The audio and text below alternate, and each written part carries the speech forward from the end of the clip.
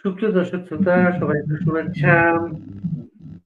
মিছিলের মুখ ২ জনকে নিয়ে আজ আবার আমরা আপনাদের সামনে এসেছি। মিছিলের মুখ ২ জন, একজন আমাদের সাথে আছেন সাব্বির রায়হান ইমন, আরেকজন হবেন খুব তাড়াতাড়ি ফারহানা পারভীন। এই মিছিলের মানুষগুলা তাদের সংগ্রাম, তাদের নানা কিছু নিয়ে আমরা কথা বলবো। সামনে কর্মসূচি আসছে। কর্মসূচিগুলা সেই কর্মসূচিগুলা তারা কিভাবে দেখেন সেই বিষয়গুলো নিয়ে আলাপ করব। ইমন এর আগেও আমাদের অনুষ্ঠানে এসেছিলেন। তার ব্লাড গ্রুপ কি বললেন ইমন? রক্তের গ্রুপ আওয়ামী লীগ পজিটিভ। রক্তের গ্রুপ আওয়ামী পজিটিভ। সেই কথা বলার পরে যশোরে তাকে ওই নামেই এখন সবাই ডাকেন।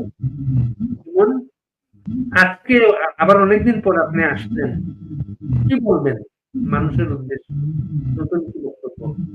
আচ্ছা, আমাদের পারভীন মনে হয় পারভীন যুক্ত হয়ে গেছেন। পারভীনকে নিয়ে নিই আমরা। পারভীন, আপনাকে শুভেচ্ছা আমাদের অনুষ্ঠানে। পারভীন হচ্ছেন আওয়ামী যুবলীগের তৃণমূলের নেত্রী এবং এই সময় সাহস করে যারা মিছিলে থাকে ঝুঁকি নেন এবং মানুষকে অনুপ্রাণিত করেন, দলটাকে করেন এবং শেখ হাসিনার সাথে শেয়ার করেন তাদের অভিজ্ঞতাগুলা।